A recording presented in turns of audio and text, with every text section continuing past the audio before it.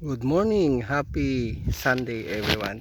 So ang petsa natin ngayon ay October 15, 2023. So ngayong araw tayo po ay nagpatanim ng mais dito sa maisan, no, ni tatay. So ang papansinin natin, no, medyo hindi pala hindi maganda yung pagkakalan prep kasi maraming damo. So naka second pass tayo dito ng traktor. Ginamitan dito ng traktor, yung heavy, yung malaking traktor, no. So na traktor siya way back ilang weeks ang nakakaraan. At nung last Friday tayo ay kinausap na sila yung nagtraktor, so trinaktor ng araw din yun. So dahil tayo ay may trabaho, tayo ay may mga nilalakad, so kailangan natin samantalahin, no. Kasi pag tayo umalis ng maisan ng lugar na ito, hindi ko alam kung ilang araw ko bago makakabalik. So sinamantala natin kasi according sa forecast, no, uulanin ang lugar na ito sa mga susunod na mga araw. So hopefully, no, dahil tingnan nyo ang kalangitan dito sa lugar na ito ay napakaaliwalas, wala man lang sinyales ng ulap. So nawa pagpalain itong tanim na ito tumubo ng maayos dahil mahirap nang magkawang gawa, no? Malaki ang gastos ng binhi. Ang ating tinanim na binhi dito ay 8282S. So tayo ay umani, tayo ay nag-harvest sa maisang ito noong August 15. So meron naman siyang dalawang buwan, 60 days follow period. Yun yung rest period ng lupa para makarecover naman sa mga nawalang nutrients, no. So papansinin ninyo maraming paragis. So hindi ito na ilan prep ng maayos. Supposedly hindi dapat siya ganito, no. Ang ginamit na pangtanim dito, ginamitan ng corn seeder, no, yung Kubota.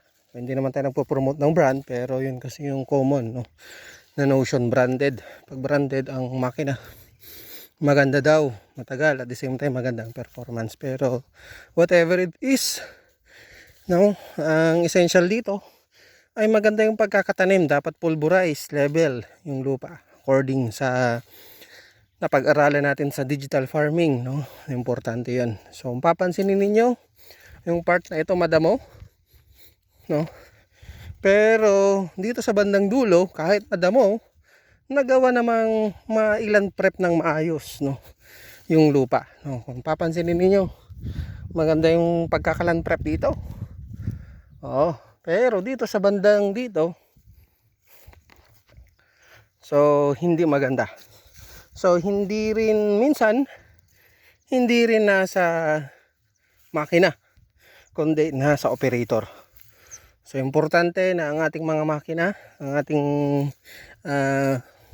mga lupa ay mailan prep ng maayos. So sa kabilang banda, minsan hindi rin maganda ang lupang, or hindi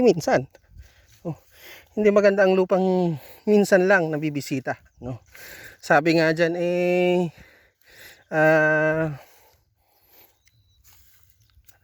bisbisitain mo ngayon maminsan iti cropping season. So ano yung maminsan? Once in a while.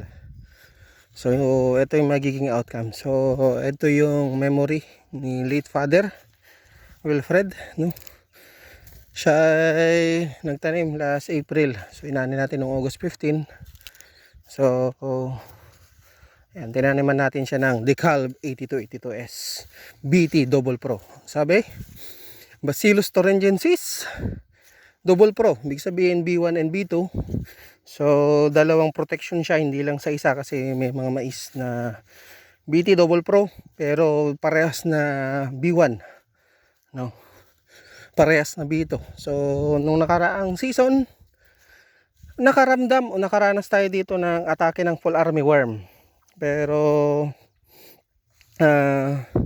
sa kagandahang palad, pinagpala ito ng Panginoon dahil nakaani pa rin tayo, no?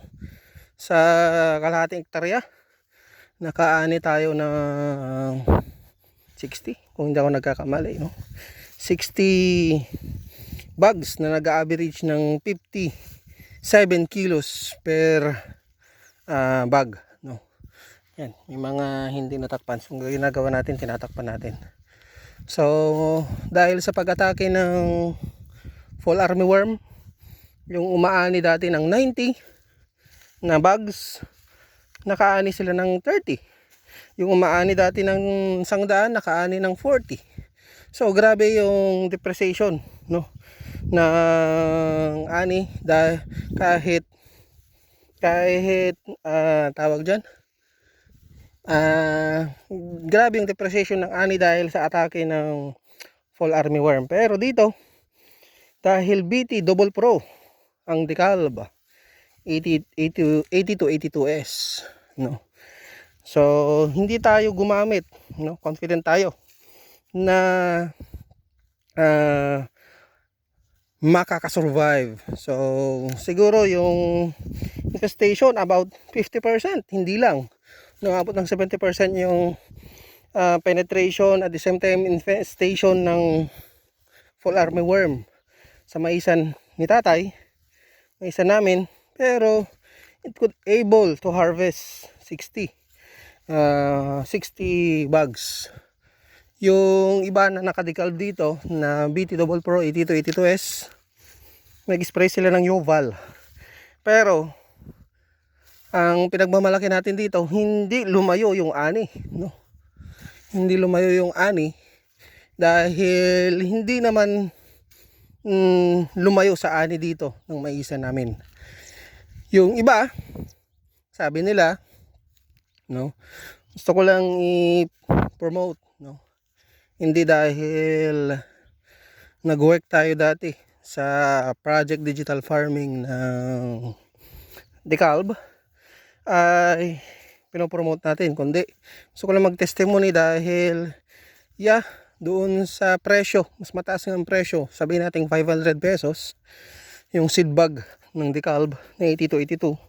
Pero yung, alam mo yun, yung peace of mind na ano kaya, makakaani kaya dahil inaatakin ng uod.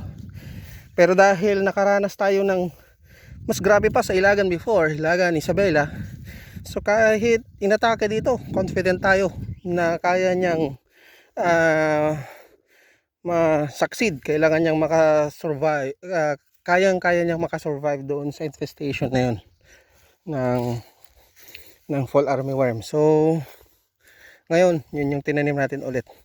So peace of mind, meron tayong peace of mind. Mas mataas nga ng 500 pesos, pero yung gamot, no, kampitin nyo yung gamot. Magkano yung sa isang hektarya? Kailangan ng 2 bote ng Yobal or kaya ng Prebaton, no? Prebaton magkano?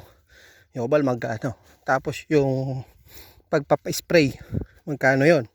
Dito sa amin 500 ata kung hindi ako nagkakamali, no? Isang araw. So kung dalawa yun, di 500, 600.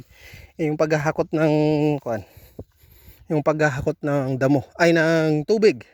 So another. Tapos isa pa, stress. Sabihin wala na akong aanihin, no? So yun yung advantage. Kung papansinin mo pa, sabihin natin 6,000 yung binhi. Yung binhi naman ng iba 5,500 or kaya 4,000, 4,900, 4,800, 1,000 yung inabante. Sabihin natin mas mahal ng 1,000 yung seed bag. Magkano yung kailangan mo? 1,000 din pag nag-spray ka, no, sa gamot. Buti kung 1,000 lang, no. Tapos yung stress mo pa dahil inaatake na ng mais, lalong lalo na yung vegetative stage. Nako, critical yun. Hindi yun magkakaroon ng magandang ani kung inatake siya.